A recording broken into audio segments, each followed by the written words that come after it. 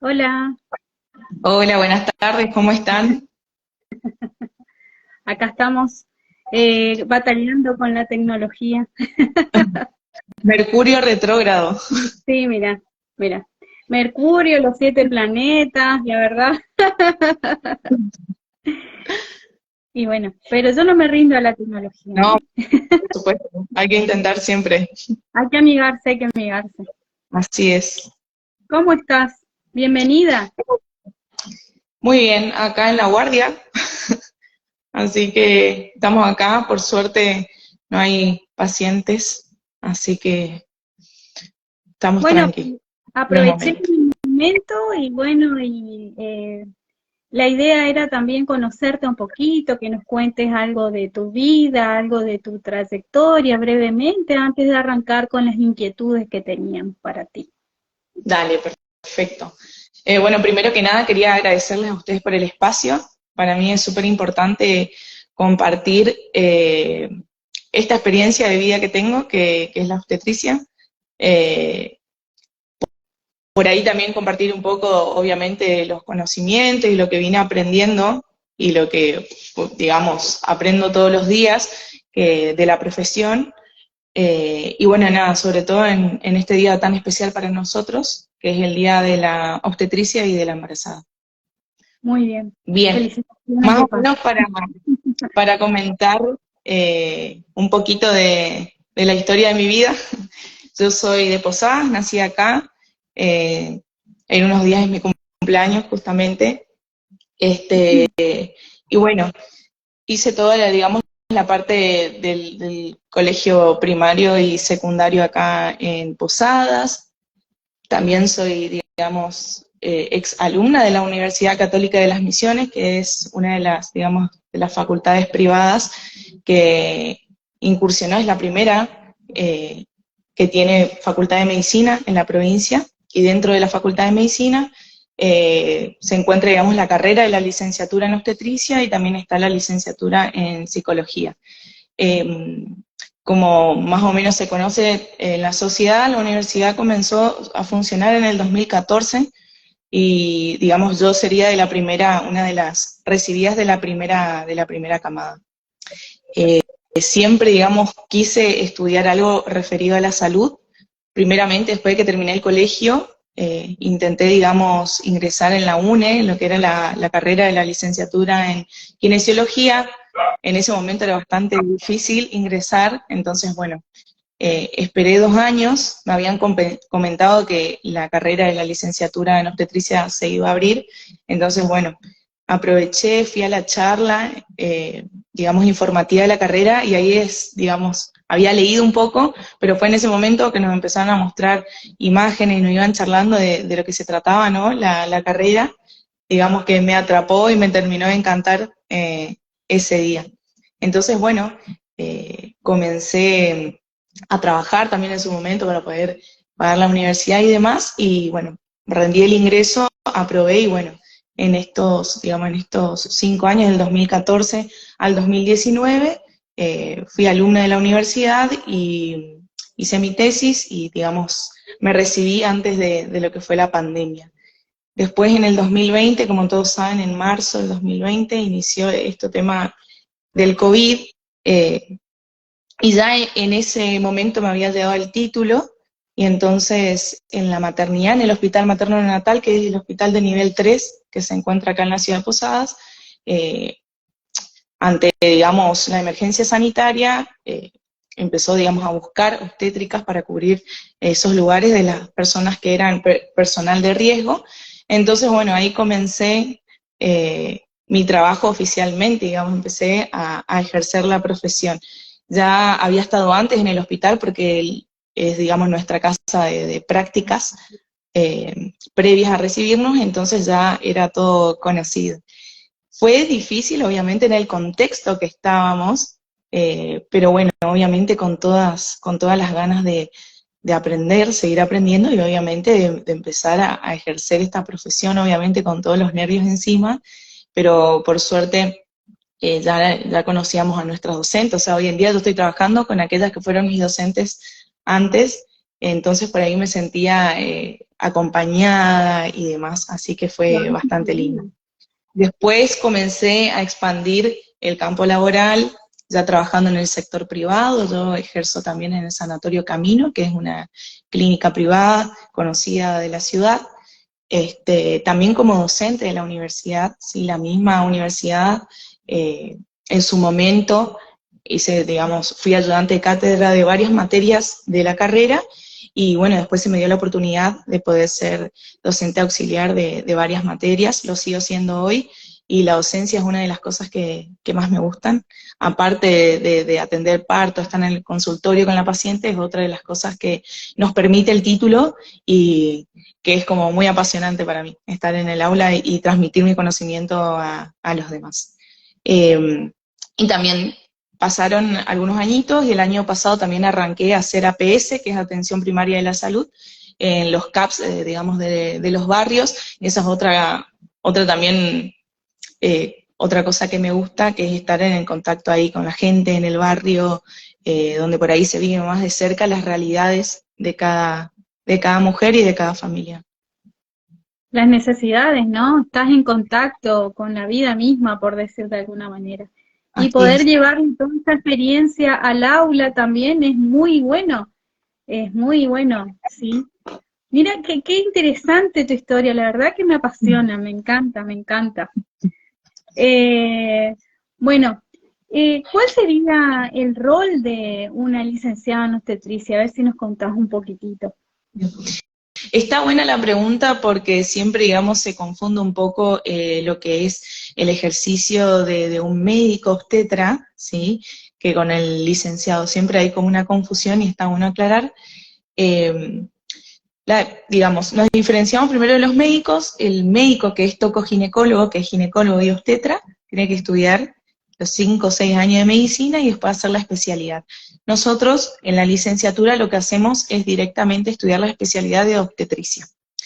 Los primeros años, obviamente, en las materias básicas compartimos cosas con la carrera de medicina, pero después ya es más específico a lo que es la rama de la obstetricia, digamos. Y también, por supuesto, para recibirnos, como toda licenciatura, tenemos que hacer una tesis.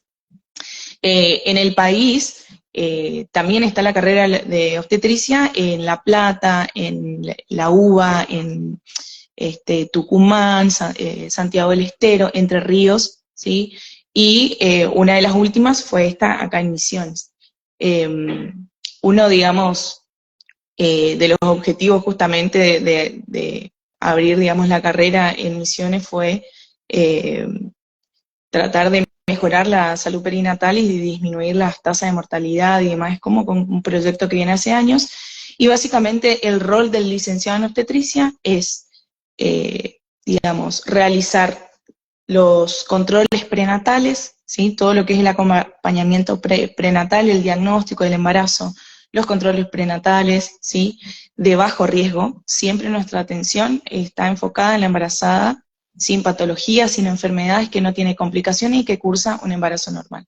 Entonces hacemos el acompañamiento prenatal, ¿sí? Que son los controles prenatales. También realizamos lo que es la actividad esta, que es el curso preparto, ¿sí? La preparación integral para la maternidad y paternidad. También realizamos consejería en lactancia, todo lo que es puericultura, ¿sí? Y por supuesto la atención, el control y la atención y el acompañamiento del parto normal. Eso es lo que hacemos los licenciados en obstetricia. Qué interesante, no sabía la verdad. Muy, ¿cómo es que se dice? Es bueno a veces aclarar los roles, ¿no? Para que no se produzcan confusiones a veces. Muy, muy interesante. Sí, exactamente. Por ahí, ahí está el punto de corte, ¿no? Porque a veces dicen, bueno, pero solo embarazadas de bajo riesgo. Y sí, tenemos la capacidad, obviamente, que estamos formados para diagnosticar también la patología y derivar oportunamente al médico que sí tiene las capacidades para resolver lo más complicado y ya lo que tiene que ver con lo que no es normal y ya entra en terreno patológico. Durante el embarazo, ¿sí? Bien. ¿Cuál sería la franja etaria que más acuden a tu consulta? El rango de En edad. los En los controles prenatales, la mayoría, digamos, del rango etario ronda entre los 20 a 30 años.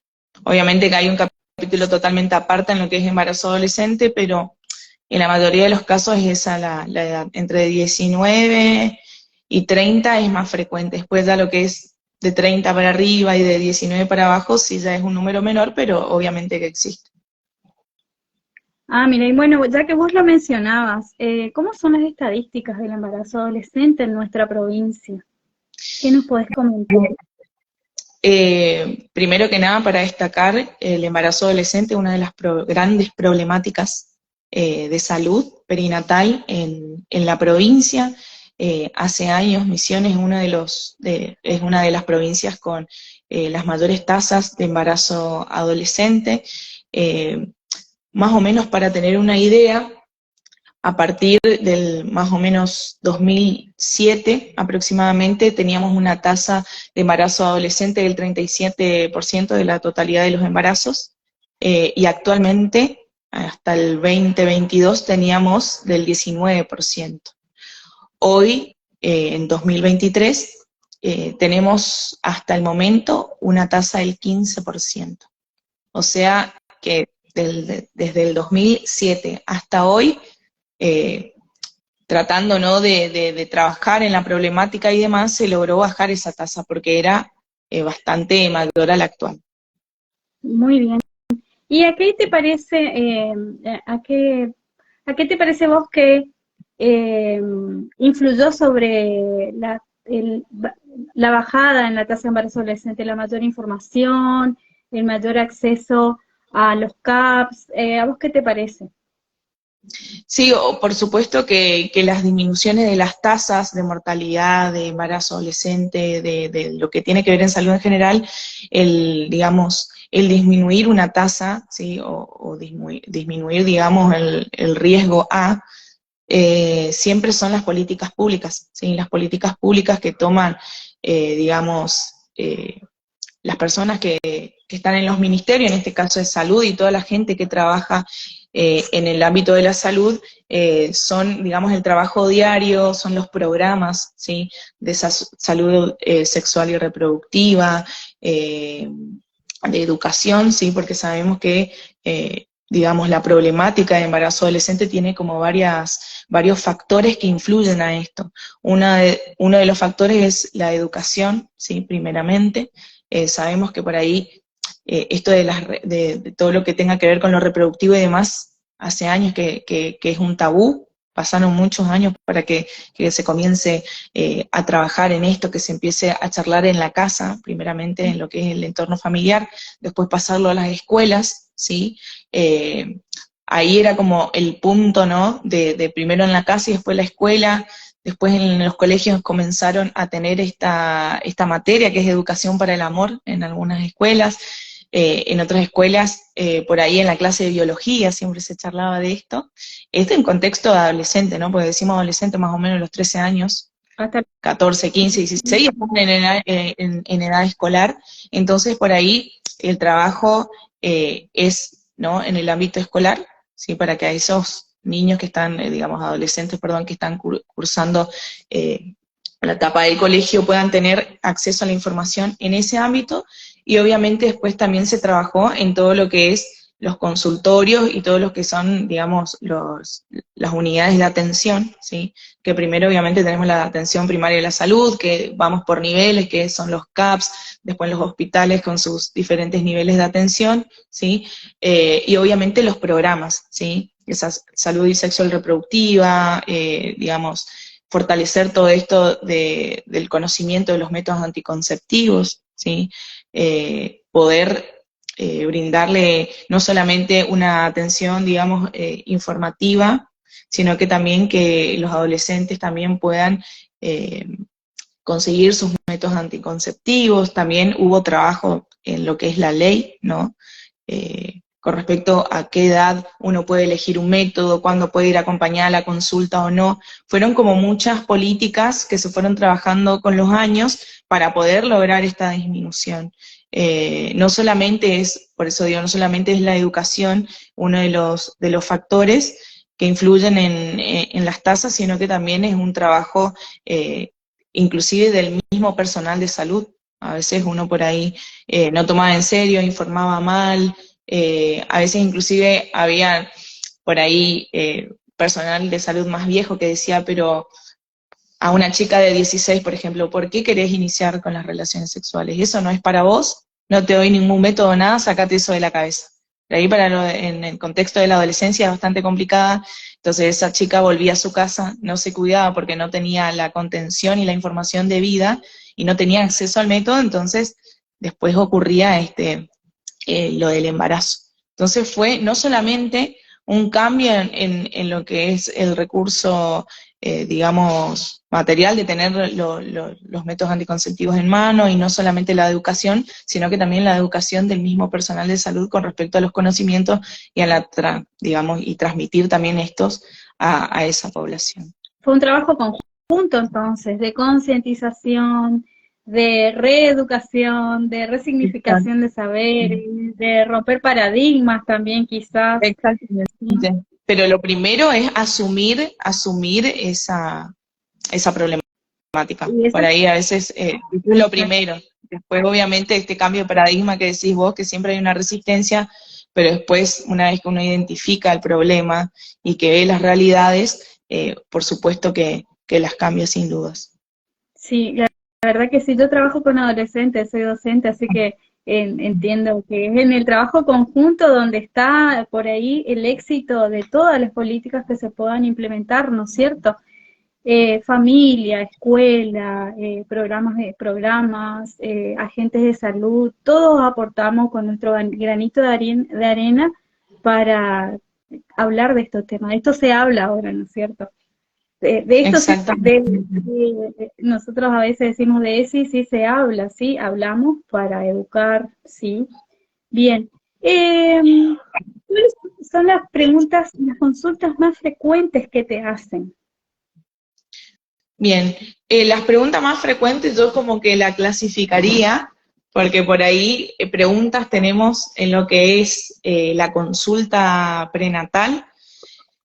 Son distintas las consultas a la consulta por guardia. Las consultas prenatales obviamente que siempre van de la mano con esto de si la mujer ya tuvo experiencia, ya tuvo antecedentes obstétricos o no. En el caso de no tener antecedentes obstétricos previos, o sea, embarazos previos, y es el primer embarazo, obviamente que las dudas son mayores y siempre van relacionadas por ahí a los estudios que la mujer tiene que realizarse, ecografías, laboratorios. Obviamente que en la primera etapa del embarazo las consultas más frecuentes son todo lo que tiene que ver con la sintomatología que está experimentando la mujer.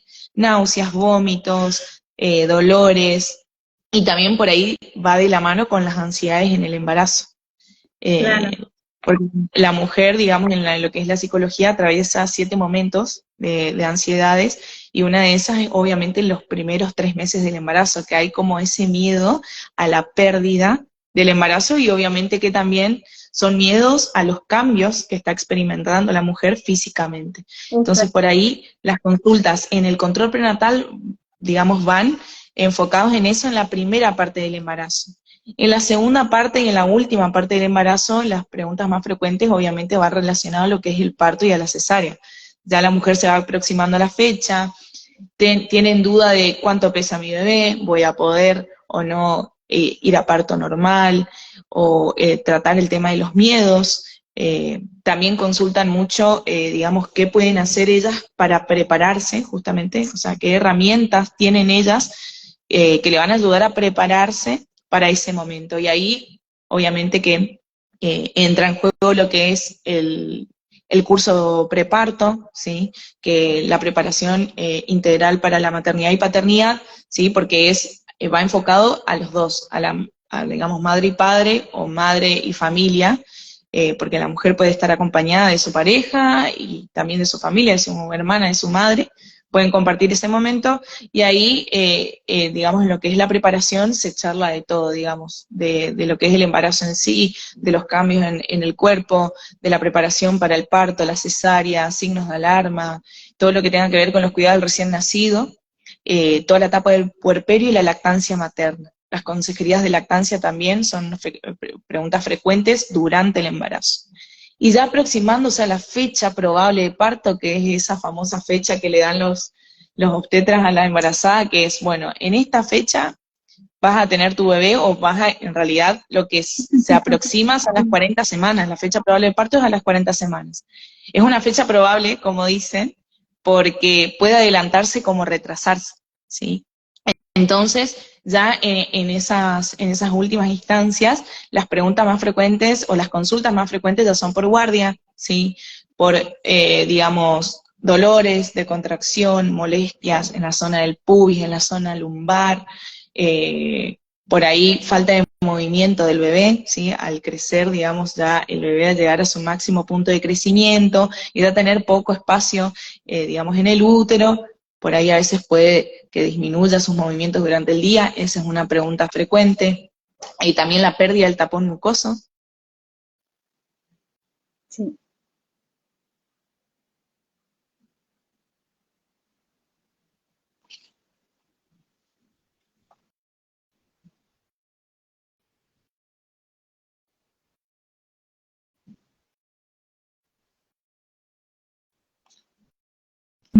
En las series, que es el momento que la mujer rompe bolsa y después ya van corriendo al hospital y ya tienen el bebé, bueno, también eso es otra de las consultas, ya en el momento ahí cercano al parto. Y básicamente eso es lo que más por ahí se consulta. Qué interesante, me encanta porque ese espacio de preparación también es un espacio de contención para la mujer, para no llegar así pensando asustada, qué le va a pasar, qué voy a sentir, cómo lo voy a sentir, qué voy a hacer, ya estoy lista para el momento, no es, sobre todo en las mamás primerizas, te digo, porque en mi momento de ser mamá primeriza también me generó ansiedad y todo eso. Y está muy bueno estos espacios donde la mujer lo puede charlar y puede asistir acompañada de gente de confianza que la va a contener y sostener también en este proceso. Porque la Es psiquis verdad, de la mujer pasa por muchos momentos, ¿no es cierto? Es muy es verdad. importante. Bien. Sí, sí, sí. Teniendo en cuenta que nuestra provincia cuenta con una alta población de personas que pertenecen a distintas etnias de pueblos originarios, ¿cómo se maneja la interculturalidad de acuerdo a sus costumbres? Bien. Esta es una pregunta que me gusta porque justamente la tesis que, digamos, hice para poder recibirme y obtener el título de licenciada estaba enfocado justamente en esta temática, ¿sí? Que era la experiencia de las mujeres Mbudá guaraní con respecto al parto domiciliario en las aldeas y el parto en los hospitales públicos. Ese es el título de mi tesis y bueno, justamente la realicé porque yo iba a mis prácticas en el hospital viejo y veía que siempre las mujeres aborígenes siempre estaban solas, no hablaban, el personal de salud tenía dificultad para la comunicación con ellas, y claramente uno ve ese escenario y uno dice, qué feo vivir esa experiencia, porque como vos decías antes, una mujer embarazada está ansiosa, tiene miedos, sobre todo si es su primera experiencia, su primer parto.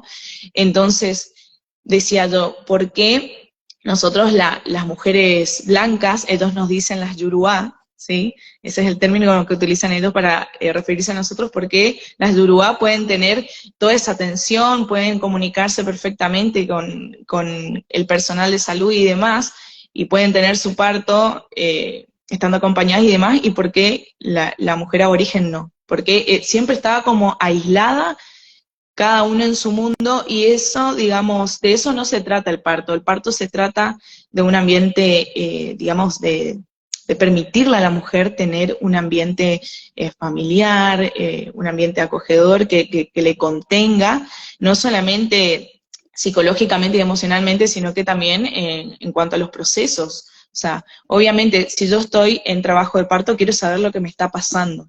Si el personal de salud no tiene la capacidad de transmitirme a mí y de decirme a mí qué es lo que estoy atravesando, qué es lo que me está sucediendo en el momento, yo pensaba y decía, eso debe ser, no no sé, bastante aterrador. Entonces dije, bueno, en una de las jornadas que organizó el hospital, vino una profesional, una médica del interior a contar su experiencia en las aldeas. Entonces en ese momento fue como que dije, listo, tengo tema para mi tesis.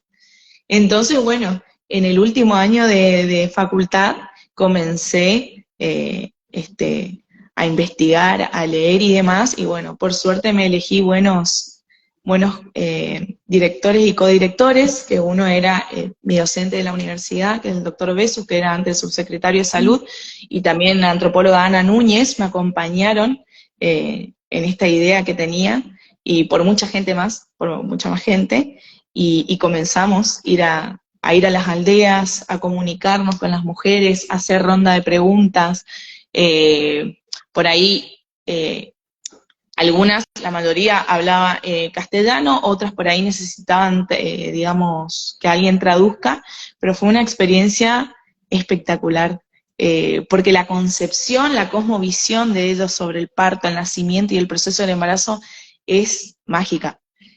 Mágica no solamente en el sentido de, digamos, una palabra mágica utilizamos como algo, no sé, fantástico o por ahí irreal, pero por ahí algunas personas deben saber que ellos, digamos, su forma de vivir está muy relacionada con lo espiritual.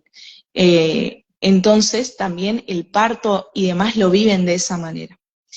Y después de todo ese trabajo de investigación y demás para la tesis, en el hospital materno neonatal surgió lo que se llama la Ruta de Atención Budá-Guaraní, que, bueno, unos cuantos nos juntamos y dijimos, tenemos que empezar a trabajar esta problemática, porque no solamente lo veíamos como un problema, esto de la atención, de que no era de calidad, porque como te decía antes, primero hay que asumir que hay un problema, y a raíz de eso comenzamos a trabajar. Empezamos a hacer viajes a las comunidades de San Vicente, Jardín América, Iguazú, San Ignacio, y empezamos a tener reuniones con los caciques, con digamos, la gente de salud indígena, con los promotores de salud indígena y con la gente de ahí. Y obviamente, primero era conocer la realidad de ellos y aprender nosotros de ellos y ellos de nosotros, porque siempre está ahí el punto de corte. Uno tiene que conocer primero y después decir, bueno, vamos a manejar de esta manera. La experiencia fue muy linda porque había aceptación de las dos partes, y de eso se trata la interculturalidad, que una cultura no se tiene que superponer sobre la otra. La idea siempre es trabajar en conjunto, y obviamente que eso es un trabajo lento, como todo nuevo paradigma, hay resistencia, pero después se logra, digamos, adaptar. Y la idea de la interculturalidad en las maternidades es justamente esto, adaptar la maternidad a las necesidades, digamos, de ellos, ¿sí? Siempre, y por ahí la palabra que utilizamos, me acuerdo en la primera reunión que tuvimos, es, nosotros necesitamos que ustedes nos digan qué es lo que necesitan, porque nosotros ya habíamos identificado cuáles eran nuestros problemas, que en la mayoría era la comunicación y el desconocimiento, pero era como que el primer encuentro fue como una solicitud hacia ellos que nos digan qué necesitaban y cómo vivían ellos el parto para que nosotros le podamos brindar esa atención. Así que fue una experiencia muy linda en su momento, y hoy por suerte ya cambiamos muchas cosas. Tenemos promotores de salud en los diferentes hospitales que son promotores de las comunidades. También, por ejemplo, acá en la maternidad hay una habitación especial solamente para las mujeres aborígenes, están los promotores de salud. Cambiamos la dieta también, la dieta de las pacientes aborígenes, ellas tienen una dieta especial, y por eso, ese era uno de los motivos por los cuales ya no querían quedar internadas en los hospitales y parían en sus casas, porque la dieta no era la adecuada, no era la que seguía la abuela o lo que recomendaba la partera de la comunidad. Entonces, todas esas charlas y esos encuentros que tuvimos nos ayudaron un montón para tomar medidas e implementar cosas nuevas, con el objetivo esto de, que te decía antes, de permitirles a ellos vivir una experiencia no igual, pero por lo menos similar a lo que ellas podrían vivir en su comunidad, pero con el objetivo de brindarle la seguridad al parto, porque eso también es otra realidad, que ellas puedan estar seguras y que ante cualquier riesgo, ellas estén acá en el hospital, reciban la atención adecuada y evitemos la mortalidad materna y neonatal, por supuesto. Qué lindo, qué lindo. ¿El libro para cuándo sale? Estaría bueno porque yo, por ejemplo, los resultados, generalmente se plasman los resultados de manera estadística y demás, y yo relaté los resultados de mi tesis contando lo que ellos me decían como un cuento. Fue así, como lo sentí que lo tenía que hacer, así que fue así, con esa mística, con esa cosita, con ese toque, digamos, misionero. Con esa vivencia, con ese intercambio, me imagino lo que habrá sido. Mágico para vos también, ¿sí? Sí, porque es acceder a conocer a fondo, no actuar sobre sus puestos, escuchar de sus necesidades, es realmente, ay, me apasiona todo esto. Bien, contanos un poquito cómo es el tema de la práctica del parto respetado. Bien. Bueno, el parto respetado, nace esa palabra de parto respetado, pero yo siempre digo, suena re loco, porque decís respetado y es como que uno ya da por sentado que todas las acciones deberían ser respetando a alguien, todo lo que vos hagas al otro, o que tenga que ver con otra persona, siempre tiene que estar dentro de un orden moral o de un respeto, en esa ida y vuelta, digamos, cuando uno tiene conexión o contacto con una persona. Esto de la idea de la atención del parto respetado o parto humanizado, nace de lo que es la ley, ¿sí? Que se promulgó en el año 2004, ¿sí? Se aprobó en agosto del 2004 y se promulgó en el septiembre del mismo año. La ley es la 25.929, ¿sí? En el mes de mayo de todos los años es como que festejamos esa semana justamente para recordarle a la sociedad de la importancia justamente de esta temática, y no solamente a la sociedad, sino para recordarnos a nosotros, el personal de salud que está en contacto con la mujer en ese momento, recordarnos cuáles son nuestras obligaciones y cuáles son los derechos de la mujer.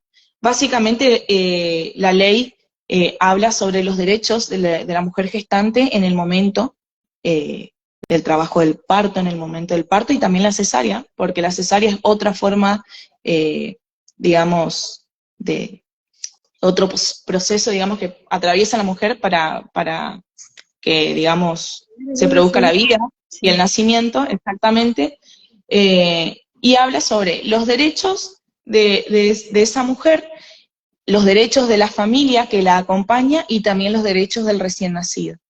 Habla de que los partos no deben ser medicalizados, siempre y cuando el parto vaya, digamos, en buenas condiciones, esté bien la salud de la madre y el bebé, que no sea medicalizado, que no sea tan intervencionista como era antes, ¿sí?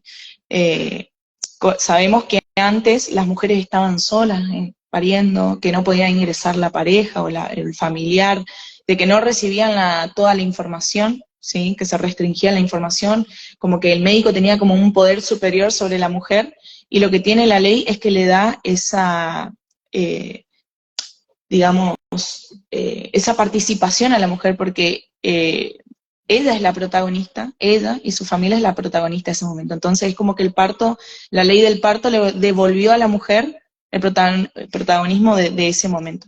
También habla, digamos, de que la mujer tiene que estar informada en todo momento, ¿sí? De las intervenciones que se le realiza y de lo que va pasando en cada periodo que va atravesando. Tiene obviamente derecho a saber, digamos, cómo está la salud de su bebé, ¿sí? Tiene derecho, digamos, a poder, digamos, estar en su sala de parto o en el sector dilatando en el momento donde esté atravesando el periodo del trabajo de parto, de, digamos, optar por diferentes posiciones, deambular, alimentarse, hidratarse, recibir obviamente toda la información de cómo puede ella ¿sí? Atravesar todo ese momento, que el personal le dé las herramientas necesarias para eso. Y también los derechos del recién nacido, que es a estar con su madre siempre y cuando su integridad de salud esté, digamos, esté bien. Perfecto. También a los padres a ser informados de todo lo que va sucediendo con su hijo, con el recién nacido. También hay un punto aparte que habla del tema de las investigaciones en salud, ¿sí? Sabemos que para obtener datos necesitamos a veces investigar en salud e investigar en personas, y también, como yo lo hice, investigar con la mujer. En mi caso no fue en el momento del parto, fueron más experiencias vividas, pero también a veces uno tiene que intervenir en el momento y siempre tiene que haber un consentimiento informado que a mí me autorice, digamos, a que la mujer me dé la autorización para estudiar en ella y también estudiar en el recién nacido. Claro. También la internación conjunta es un derecho, ¿sí? De madre y bebé juntos hasta el alta, y por supuesto a estar acompañada en todo momento, desde que ingresa a la internación, durante el trabajo de parto, en el parto mismo, y toda la etapa posterior hasta el alta. Inclusive el bebé también. Nosotros acá, por ejemplo, en la maternidad, los bebés que están internados en neo, por ejemplo, están todos los días acompañados por sus padres, se le educa a los padres a cómo tienen que cuidarlo, alimentarlo, y también viene la familia a visitarlo. O sea, la idea del parto humanizado y el trabajo del parto humanizado también viene de la mano de lo que es maternidades seguras y centradas en la familia, que ese es el modelo que utilizamos nosotros en la maternidad acá, y que va muy de la mano porque justamente toma a la familia, a la mujer gestante y al recién nacido como los protagonistas. Qué lindo realmente. ¿Cómo ha crecido todo en ese Sí, sentido de la totalmente. legislación y de devolver a la mujer gestante, pariente, este protagonismo, esta información, estos derechos, ¿no es cierto? Bien, a ver, quizás ya me contestaste un poquito esta pregunta más arriba, pero me gustaría retomarla. ¿Por qué Ajá. decidiste seguir con la carrera de obstetricia? ¿Y qué es lo que más aprecias de este campo de estudio siendo mujer? Bien. Eh, bueno, como había dicho anteriormente, cuando fui a la charla, ¿no? Informativa sobre la carrera, en ese momento me atrapó por el hecho de, no solamente de que uno brinda la atención a la persona que uno contiene, que uno acompaña, en ese momento tan importante, sino que también lo que a mí me atrapó es justamente esta conexión con la vida. Me parece que el nacimiento es el evento, uno de los eventos más importantes, ¿sí? De celebrar, ¿sí? El nacimiento puede ser, digamos, muy importante en la vida, no solamente en ese momento, sino que impacta también a lo largo del crecimiento de esa persona que nació, y todo ese contexto que se da en el nacimiento impacta luego en la adultez digamos, en el mal desarrollo del ser humano. Entonces me parece que todas las mujeres se merecen una atención de calidad, de estar contenidas, estar acompañadas en ese momento. Cada mujer, como yo decía, cuando voy a los barrios, por ejemplo, a atender, cada mujer tiene su realidad. No Exacto. importa el estado civil, no importa la situación económica, de educación ni nada. Muchas mujeres tienen realidades bastante complicadas, otras por ahí no tanto.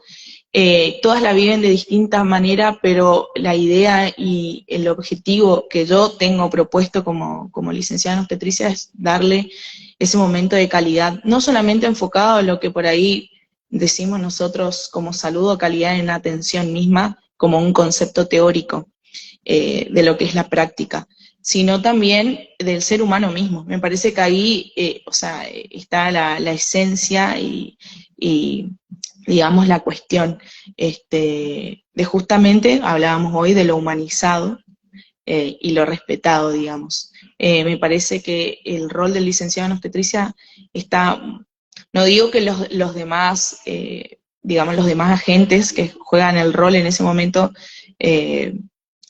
obviamente lo tienen que tener, pero es como que nosotros literalmente estamos fusionados, estamos en un momento de conexión máximo con la paciente y nosotros tenemos esa capacidad de charlarlo, de llegar a lo más íntimo a veces a veces uno no piensa y no dimensiona el impacto que nosotros tenemos en la vida de la mujer. Se genera No solamente, una conexión entre las personas en exactamente. ese momento. Y obviamente por el mismo, voy a romantizar un poco el parto, pero es por el mismo hecho también de lo que se vive dentro de una sala de parto. Eh,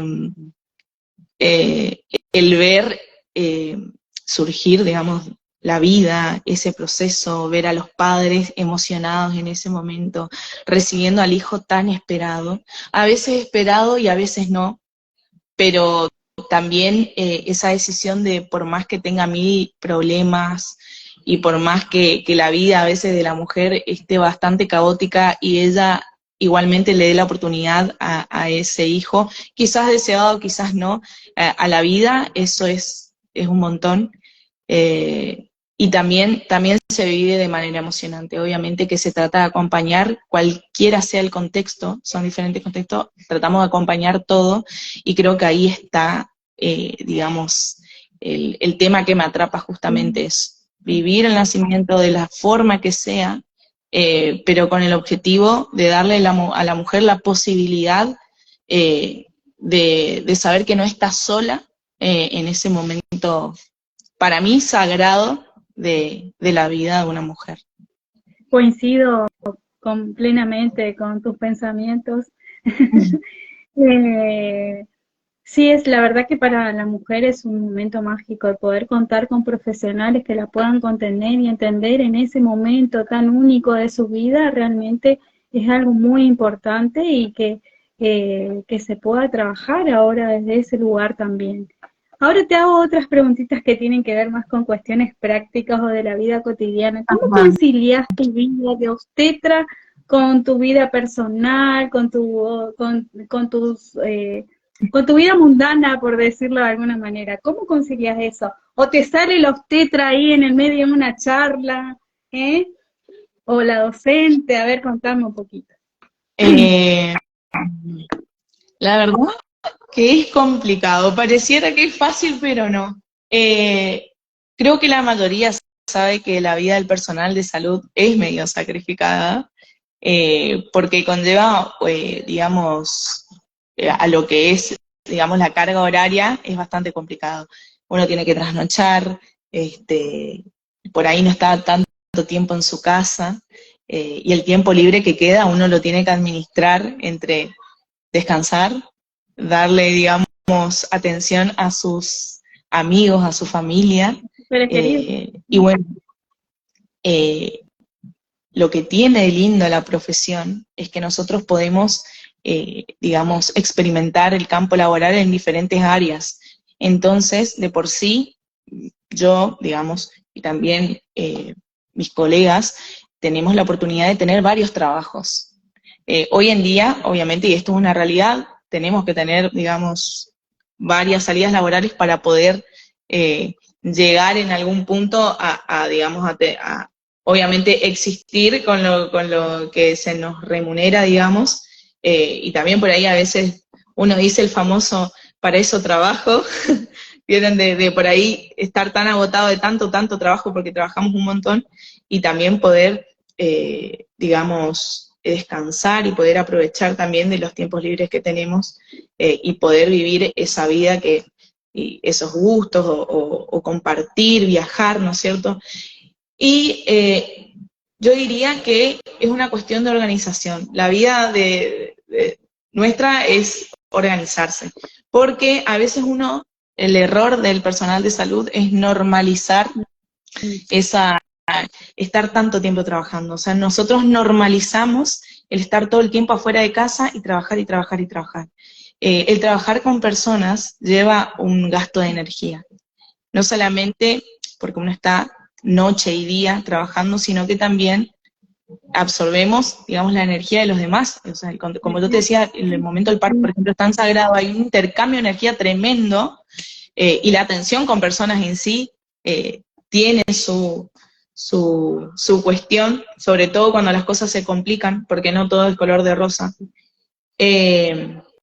Así que, digamos, hay que saber administrar los tiempos. Y por ahí voy a contar algo personal, pero hace unas semanas atrás viví como un pico de estrés, el primero en mi corta experiencia profesional, y justamente se basaba en esto. Me había normalizado el estar trabajando tanto y tanto y tanto, y por ahí no darle el tiempo al descanso, por justamente querer cumplir con todo. Por ahí eso el tiempo te va mostrando justamente cómo vos tenés que manejarte. Es parte del proceso. Yo creo que todas las personas, el trabajo que sea, Y de proceso vive esa experiencia. de- Pero, ¿cómo? es parte del proceso de aprendizaje del rol también, del trabajo. Exactamente, exactamente. Y yo considero también que no sabemos todo y que todo el tiempo estamos aprendiendo. Yo, digamos, pienso así y también se lo transmito a mis alumnos. Y yo creo que también el hecho de elegir una carrera que tenga que ver con la salud, no solamente uno la elige porque, por ejemplo, ay, está bueno el título, me gusta el título, o lo demuestro a los demás, o una cuestión por ahí de estatus, o decir, ay, no, voy a hacer esta carrera porque me va a dejar mucho dinero. No tiene que ver con eso, uno tiene que, cuando elige eso, su profesión o a lo que se va a dedicar en la vida, tienen que ir acompañados a los objetivos de vida que tiene uno. Y también cuando vos elegís una carrera que tiene que ver con la atención a las personas, tenés que saber que hay momentos buenos, con resultados buenos, momentos malos, con resultados malos, y también uno tiene que aprender a gestionar todo eso. Esa es otra de las cosas que también aprendí en este corto tiempo, ya van a ser 4 años desde que me recibí, y creo que uno tiene que ejercer la profesión, pero tiene que estar acompañado siempre, tiene que tener contención de la familia, de los afectos de los amigos, tiene que aprender a cómo lidiar con los problemas, porque uno se lleva el estrés a la casa, se lleva los problemas de la casa al trabajo y del trabajo a la casa. Y yo creo que como todo en la vida hay que ver de una manera holística, como vemos, no sé, educación, economía, trabajo, salud, todo tiene que ver con un todo. Entonces, yo digo, la persona que se dedica a esto tiene que estar, digamos, con la contención emocional de sus seres queridos, tiene que también ir al psicólogo, por ejemplo, tratar todas las cuestiones emocionales, gestionar los tiempos, organizarse, inclusive tener a alguien por ejemplo, el mindfulness, por ejemplo, que se utiliza mucho, de cómo organizarte con tu tiempo, cómo desarrollarte con las demás personas, porque nosotros estamos en contacto, relación también con los demás, y hay que aprender a trabajar con los demás. Y por supuesto también gestionar los momentos de estrés y de los malos resultados, porque eso también pasa. A veces nosotros estamos con mucho contacto con la vida, pero también a veces tenemos el contacto con la muerte, sí. Y también tenemos que aprender, digamos, a atravesar eso. Así que yo creo que sí, es una cuestión de muchas aristas ahí por trabajar. O sea, nosotros trabajamos, obviamente, de lo que hacemos, pero también tenemos que trabajar en nosotros para seguir haciéndolo, exactamente. Seguir haciéndolo con amor y de la mejor manera posible, con la mejor predisposición, porque como vos bien decís, trabajamos con personas, y con personas que a veces están nerviosas, están ansiosas, están preocupadas y no responden de la mejor manera, ¿no es cierto? ¿Cuál fue el momento más difícil que te tocó atravesar? Creo que la pandemia, obviamente, porque estaba en un contexto de que por ahí no veíamos tanto a la familia, el tener contacto con la muerte tan cerca, porque se nos han morido mamás en la maternidad, y mujeres tan jóvenes, es como que, y no poder hacer nada, no poder estar eso me causaba mucha ansiedad, por ejemplo, en ese tiempo que por ahí había una mujer que estaba en trabajo de parto y estaba con la enfermedad, con el COVID, y no podíamos acompañarla. O sea, ese cuento del parto respetado se vio estancado en ese momento, hasta que todo se pudo ir normalizando y protocolizando para poder volver a darle ese derecho a la mujer. Eso me parecía bastante angustiante. Otra de las experiencias que también me tocó vivir fue la violencia obstétrica, que también de ahí nace un poco esto de la ley del parto humanizado, justamente con el objetivo de disminuir esos casos de violencia obstétrica, que básicamente es atentar contra la mujer embarazada, embarazada y la mujer que está por tener a su hijo.